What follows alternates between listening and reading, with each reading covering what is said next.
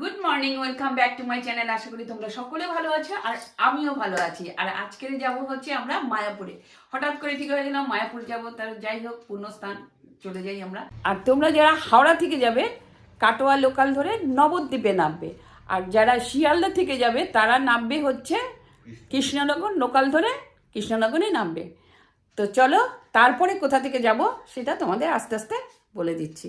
চলো, আজকের গন্তব্যস্থল হচ্ছে মায়াপুর। আমরা চলে এলাম ঢাকুরিয়া স্টেশনে। যেহেতু আমাদের বাড়ির সামনে ঢাকুরিয়া স্টেশন, এখান থেকে ভোর 5:15 আমাদের ট্রেন ছাড়লো। দেখো আমাদের ট্রেন চলে এলো, আর ট্রেনে করে চলে যাব হচ্ছে শিয়ালদা। আমরা শিয়ালদাতে চলে এসেছি, এখন যাব কৃষ্ণনগর লোকাল ধরতে। চলো, আর আমরা এখান থেকেই উঠবো কৃষ্ণনগর লোকাল। ট্রেনের টাইম হচ্ছে 6:10। তো গিয়ে নামবো হচ্ছে কৃষ্ণনগরেই। তো আমাদের কৃষ্ণনগর লোকাল ট্রেন একদম এই যে এসে গেছে, উঠেও গেছি, জায়গা পেয়ে গেছি। প্রচুর ভিড় রয়েছে, ধাক্কাধাক্কি হচ্ছে। চলো গিয়ে পরে আবার স্টেশনে নেমে গিয়ে তোমাদের সাথে কথা বলবো। হ্যাঁ চলো, প্রচুর ভিড় হয়েছে, উঠে গেছে অবশ্য সব লোক। ট্রেনটা আমাদের 6:12 ছেড়ে দিল, এখন কারেক্ট টাইমে ছেড়ে দেয়, 2 মিনিট লেট।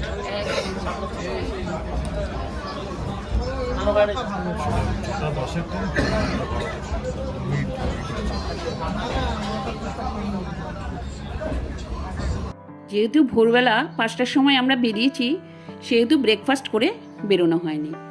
তো আমরা কৃষ্ণনগরে নেবে ব্রেকফাস্ট করব হচ্ছে কচুরি। আর কৃষ্ণনগরের কচুরি কিন্তু খুব বিখ্যাত, ওখানে পরপর প্রচুর দোকান রয়েছে, ইচ্ছে করলে আপনারাও খেয়ে নিতে পারেন। 34 আমরা নামলাম সবে কৃষ্ণনগর প্ল্যাটফর্মে। ট্রেনটা একটু 2 মিনিট পরে ছেড়েছিল, 6:10 থেকে 6:12 ছেড়েছিল। 6:12 ছেড়েছিল, এখানে পৌঁছেছে হচ্ছে এখানে 34, এখানে 34-এ পৌঁছেছে এসে, কিন্তু নেমেছে এখানে 8:34। নেমেছে ঠিক আছে, প্রচুর ভিড় আছে। 34 20 টাকায় 3 পিস করে কচুরি পাওয়া যাচ্ছে। তো আমরা এখানে খেয়ে নিলাম ব্রেকফাস্ট।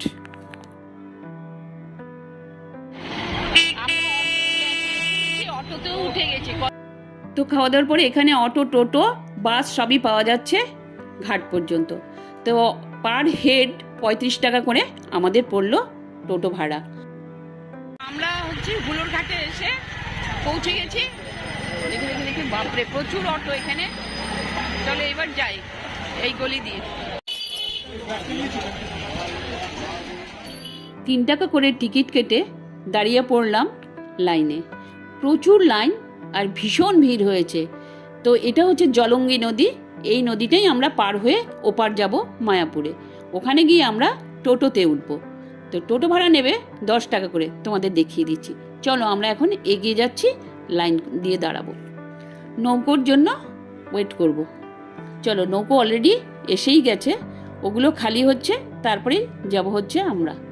দেখো, আর এটার মধ্যে যে কত কিছু ওঠাচ্ছে, সিলিন্ডার থেকে শুরু করে মোটামুটি মানুষও ওঠাচ্ছে, সিলিন্ডার, বাইক, সব কিছু ওঠাচ্ছে।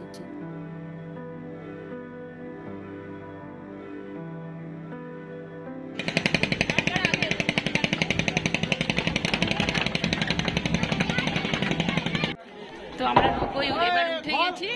এই যে নদীটা, এই নদীটা পার হতে হবে, আর 3 টাকা করে হচ্ছে টিকিট নিচ্ছে। এটা হচ্ছে জলঙ্গি নদী।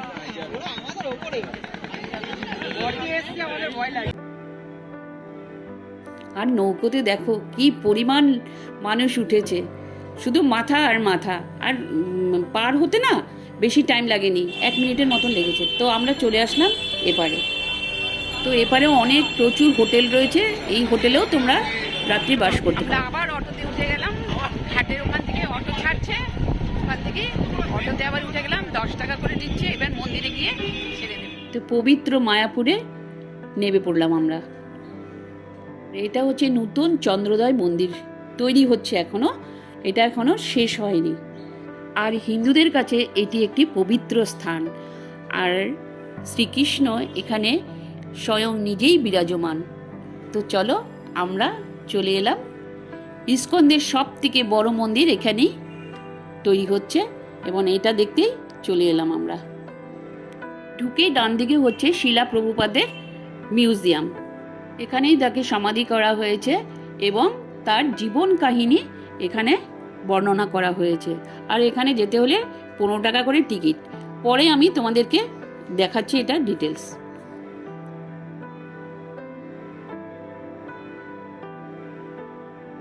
তো এই বোর্ডের মধ্যে কখন কখন আরতি হয় সেই টাইমটা দেওয়া আছে, তোমাদেরকে দেখিয়ে দিলাম, তোমরা একটু পজ করে দেখে নিও।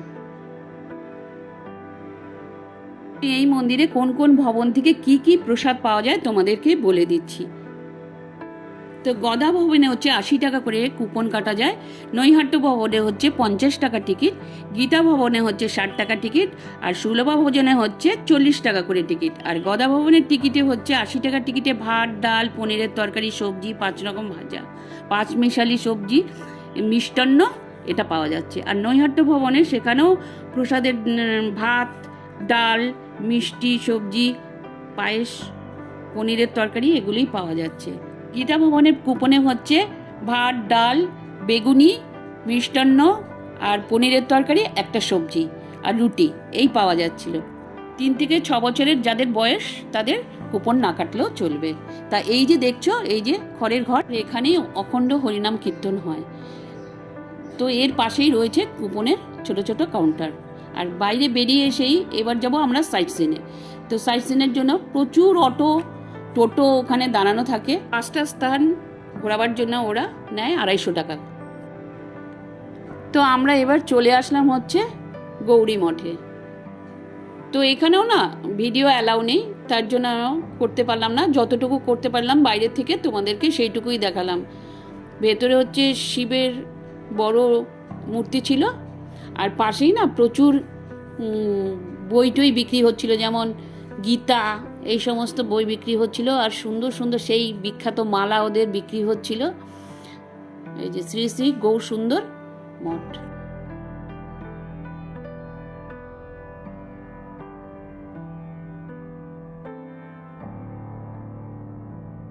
এখানে নানান রকম ঠাকুরের বই বিক্রি হচ্ছিল। তো ওখান থেকে আমাদের গীতা নেওয়া হলো, বাংলাতেই অনুবাদ করা রয়েছে, সেটাই নেওয়া হলো।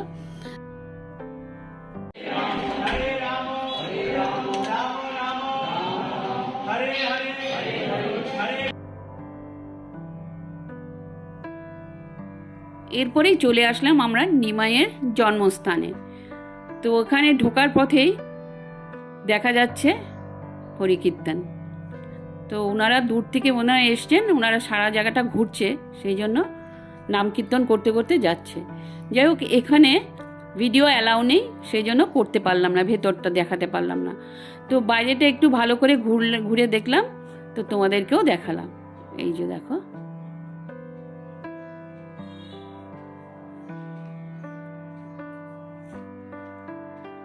প্রচুর লোক এসছে, রোববার ছাড়া তোমরা আসবে। আর এটা হচ্ছে ভক্তি বিনোদ স্মৃতি মঠ। এই মঠেতে দেখো, এখানেও নাম কীর্তন হয়, ভজন হয়, আর প্রচুর গোলাপ ফুল। যেহেতু শীতের দিন সেহেতু প্রচুর গোলাপ ফুল, গোলাপের সমারোহ একদম ফুটে রয়েছে ভীষণ সুন্দরভাবে, মানে ফুলে ফুল।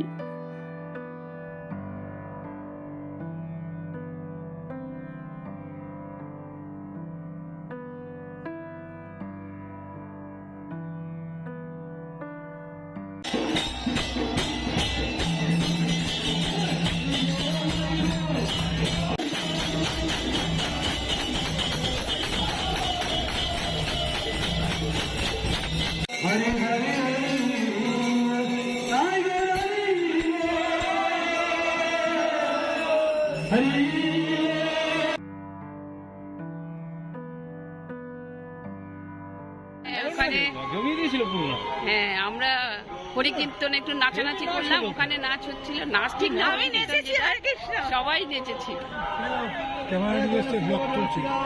সবাই। মন্দিরে ঢুকতেই এখানে প্রচুর শাড়ি বিক্রি করা হচ্ছিল। তো শাড়িগুলো দেখো একদম ফোল্ড করে ছোট্ট করে প্যাকেটের মধ্যে বিক্রি করা হচ্ছিল। তাই আমি বলছিলাম যে এগুলো একটা আমারও আছে। তো চলো এরপরে আমরা ডেস্টিনেশনে।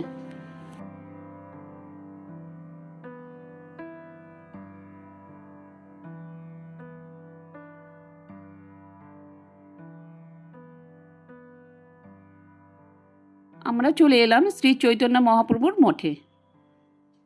এখানে ভিডিও ভেতরে অ্যালাউ নেই, বিগ্রহ আমি তোমাদেরকে দেখাতে পারবো না, তো ভিতরে যাচ্ছি, যতটুকু পারবো শেয়ার করে দেব।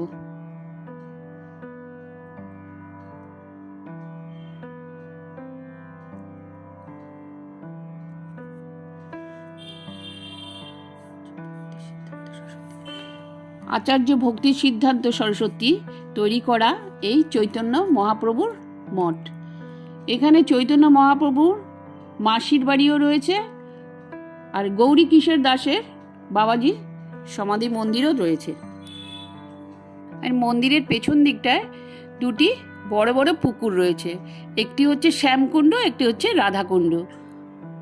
আর এই জায়গাটিও না ভীষণ শান্তশিষ্ট, আর প্রচুর ফুলের বাগান রয়েছে, নানান রকম শীতকালীন ফুলে সমারোহ, একদম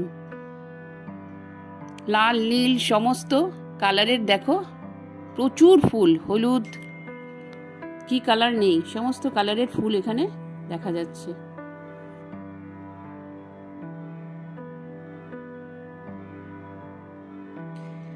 এই পুকুরে বড় বড় মাছও আছে, আর এটি পবিত্র স্থান বলে মানা হয়।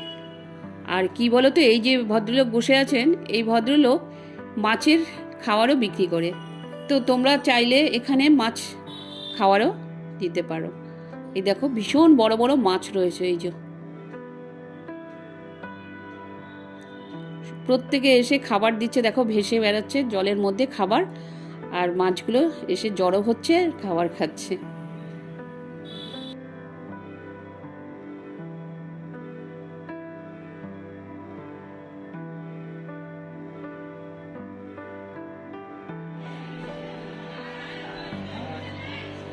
এটা হচ্ছে ভিআইপি ভবন, এখানে প্রচুর ফুল, দেখো ডালিয়া ফুলগুলোর সাইজগুলো শুধু দেখো কি অপূর্ব, হ্যাঁ সাইজগুলো দেখো কি সুন্দর রিয়েলি। এরপরে চলে এলাম আমরা গোবর্ধন পর্বতের দিকে। তো এটা একটা মডেলের তৈরি করে রেখেছে, তো মডেলটা আমরা চারিদিক প্রদর্শন করলাম। এখানে একজন ছিলেন, উনি বললেন চারিদিক নিয়ে এটাকে ঘুরতে হয়। যাই হোক আমরা চারিদিক ঘুরলাম, আর এখানে সবাই গাঁদা ফুলের মালা দিচ্ছিল দেখলাম। তারপরে আমরা চলে এলাম রাধাকুণ্ড শ্যামকুণ্ড। এখানে হচ্ছে প্রচুর মাছ আছে, এখানে এটাকে পবিত্র বলে মানা হয়। আমাদের ঘোরা হয়ে গেল, আমরা ঘুরে এখন ভবনের দিকে যাচ্ছি, মন্দিরের দিকে। আমরা গীতা ভবনে গিয়ে নেমে পড়বো, এখানে 4 নম্বর গেটটাতে নামবো, তাহলে ওখানে গীতা ভবন রয়েছে, ওখানে আমাদের। ঘোরার পরে আমরা মহাপ্রসাদ নেওয়ার জন্য খুব ফাস্ট আমরা ঘুরে নিয়ে চলে এলাম। আর আমাদের কুপন কাটা ছিল গীতা ভবনের। দেখো গীতা ভবনে প্রত্যেকটা ভবনের কিন্তু আলাদা আলাদা রান্নাঘর রয়েছে, তো প্রত্যেকটা রান্নাঘরেই যে এই যে রান্না হচ্ছে, দেখো এই যে কাঠ, আর এই যে এখানটায় এই ভেতরটাতে রান্না হচ্ছে, তো তোমাদেরকে একটু শেয়ার করে দিলাম। এই দেখো প্রচুর কাঠ, এই যে।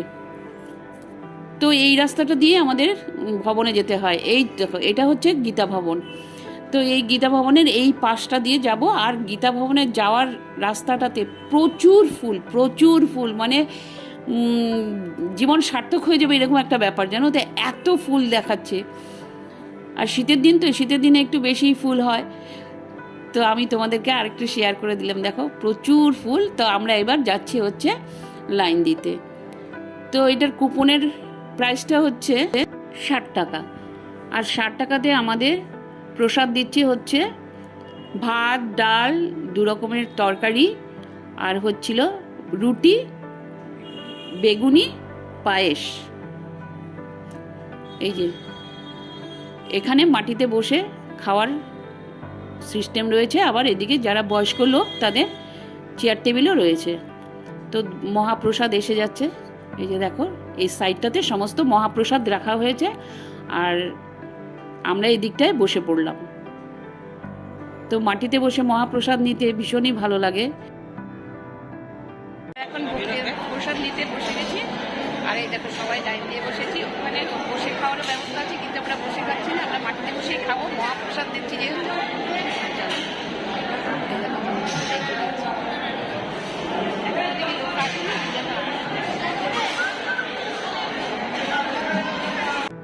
আর আজকে ছিল হচ্ছে রোববার, রোববার বলে না প্রচুর মানুষ এসছে, প্রচুর ভক্তরা এসছে, প্রচুর লোক প্রসাদ পেতে এসছে।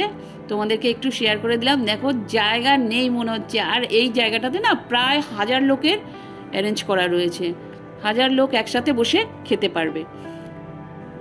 তো দেখো সব আমরা ওয়েট করছি কখন প্রসাদ আসবে।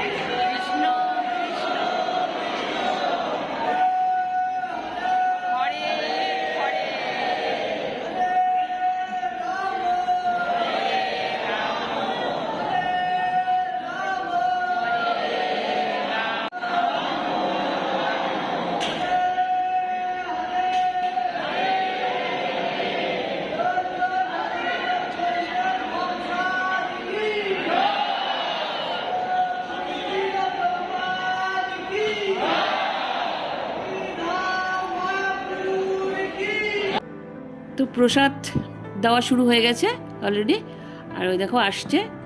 আর প্রসাদ এত গরম ছিল, মানে আমি হাতে ধরতে পারছিলাম না। আমি কেন, প্রত্যেকেই তাই একই অবস্থা ছিল, প্রচণ্ড গরম ছিল, মানে আমি ছেঁকাই খেয়েছি রীতিমতন।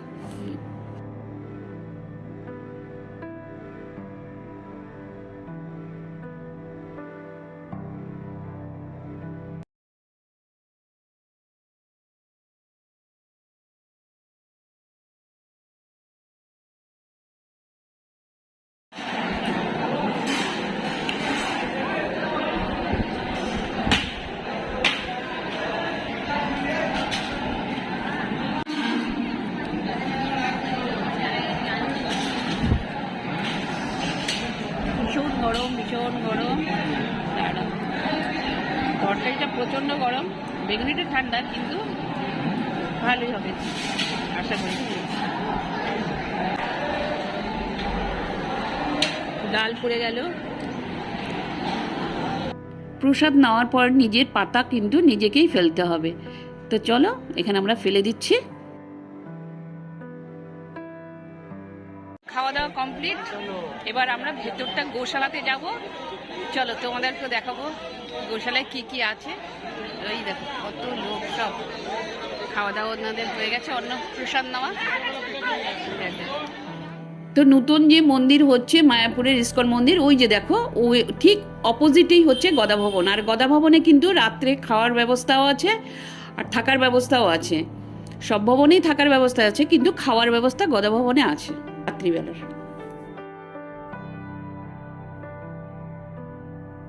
তো মন্দির থেকে গোশালাটা অনেকটাই দূরে। এই দেখো ওখানে যাওয়ার জন্য টোটোও আছে আর গরুর গাড়িও আছে। তো তোমরা টোটো করেও যেতে পারো, গরুর গাড়ি করেও যেতে পারো। পার পার্সন হচ্ছে 10 টাকা করে নিচ্ছে। তো আমরা চলে আসলাম গোশালাতে। চলো গোশালার ভেতরে ঘি, মধু, লস্যি, এই সমস্ত দই এগুলো বিক্রি হচ্ছে। তোমরা চাইলে এখান থেকে কিনেও নিতে পারো, আবার ওখানে বসে লস্যি টস্যি এগুলো খেতে পারো। এই দেখো প্রচুর বড় এলাকা জুড়ে এই গোমাতারা রয়েছেন। আর এদের খাদ্য হচ্ছে এই যে পাশে রয়েছে, তোমরা ইচ্ছে করলে খাওয়ার ওখানে বিক্রি হচ্ছে, সেগুলো কিনেও গোমাতাদের খাওয়াতে পারো। আর ইনার শিং দেখো, তার জন্য তোমাদের দেখানোর জন্য ছবিটা তুলেছি। কি বিভৎস, কি বিশাল, তাই না বলো? আমরা গোশালা দেখে অটো করে আমরা যাচ্ছি মন্দিরেতে, কারণ অনেকটা হাঁটতে হয় মন্দির থেকে। আমরা এখন ঠিক মন্দিরের উল্টো দিকে বসে আছি, আর খাওয়া দাওয়া হয়ে গেছে। আর মন্দির তো 4টে ছাড়া খুলবে না, আর মন্দির 4টের সময় খুললে আমরা ওখানে ভেতরে যাব। সেই জন্য এখানে দেখো, এখানে বড় জায়গা করা আছে, ফ্যান ট্যান লাগানো আছে, এখানে বসে ওয়েট করছি। চলো আবার পরে তোমাদের সাথে দেখা করছি, ঠিক আছে? তো এই দেখো নতুন মন্দির এখনো কিন্তু কমপ্লিট হয়নি। আর এখানে এই যে দেখাচ্ছে কাজ এখনো চলছে। ওরা বলছে 2024-এ মোটামুটি এটা খুলে দেবে। তার জন্য কিছু ডোনেশন দিতে হচ্ছে। তো 50 টাকা দিলেও হবে। তো ওইখানটায় একটা কুপন মতন দিচ্ছে, সেটা নিয়ে গাইড আছে, সে নিয়ে ভেতরটা ঢুকিয়ে দেখাচ্ছে। এরপরে চলে এলাম আমরা শিলা প্রভুপাদের মিউজিয়ামে। এখানে তার সমাধিস্থলে রয়েছে, আর এখানে তার সমাধি রাখা আছে। এটার ভেতরে বিশাল বড় তার একটা স্ট্যাচু আছে, আর ওনার জীবন কাহিনী এখানে বর্ণনা করা হয়েছে। আর 15 টাকা করে টিকিট রয়েছে। তো এটার ভেতরে ভীষণ সুন্দর মানে জায়গা, আর দেখার মতন অনেক কিছু রয়েছে। ভেতরে প্রসাদও দেওয়া হচ্ছে।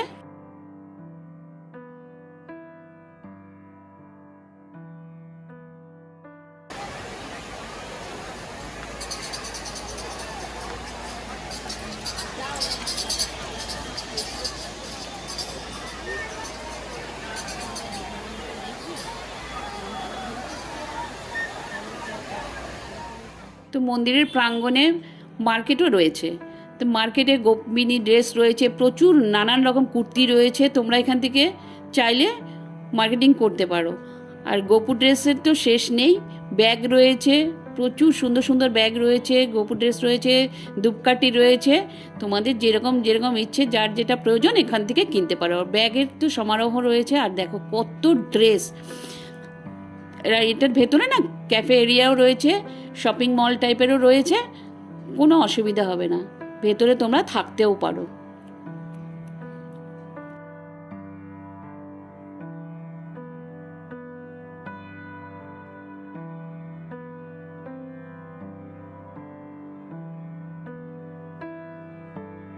মায়াপুরের ইস্কন মন্দির আমাদের ঘোরা হয়ে গেল।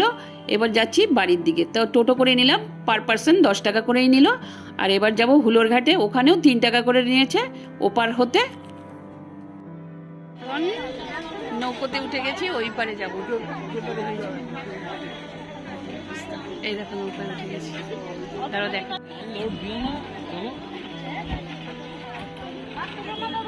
তো কৃষ্ণনগরে যাচ্ছি, এসছি, এখান থেকে মিষ্টি খাবো না অধরের মিষ্টি কিন্তু এখানে ফেমাস। আর ওই দেখো ওখানে হচ্ছে দুটো নদীর সঙ্গমস্থল। আর হচ্ছে আমরা ওখানে সরপুরিয়া, সরভাজা এগুলো নিয়ে নিলাম। চলো অটোতে, আমাদের পুরনো যে অটোওয়ালা নিয়ে এসেছিলো তার অটোতে করেই আমরা আবার যাচ্ছি মিষ্টির দোকানে। তো এই যে অনেক পুরনো দিনের দোকান, তো এখানের খুব ফেমাস দোকান, এসে গেলাম। আর এখান থেকে প্রচুর মিষ্টি নেওয়া হয়েছে। যেমন ধরো লেডিকেনি নেওয়া হয়েছে, সরপুরিয়া নেওয়া হয়েছে, দই নেওয়া হয়েছে, আরও কি মিষ্টি, অনেক রকমের মিষ্টি নেওয়া হয়েছে, কালাকাঁদ নেওয়া হয়েছে। যাই হোক, এগুলো প্রচুর মিষ্টি নিয়ে আমরা বাড়ির দিকে রওনা দেব। ব্লগটা যদি কোথাও কিছু ভালো লেগে থাকে লাইক করো, শেয়ার করো, সাবস্ক্রাইব করো। নতুন বন্ধুরা অবশ্যই একটু করে দিও। তোমরা অনেক অনেক ভালোবাসা দিয়েছো আমাদের পুরীর ব্লগগুলোতে, তো এটাতেও একটু করে দিও, ঠিক আছে?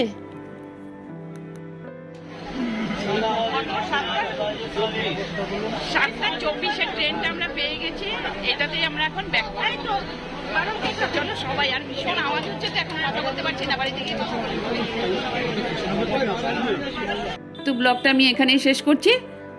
আবার নতুন ব্লগের সাথে তোমাদের সঙ্গে দেখা হবে, ঠিক আছে? টাটা, গুড নাইট, ভালো থেকো, সুস্থ থেকো। আমরা ট্রেনে অলরেডি উঠে গেছি।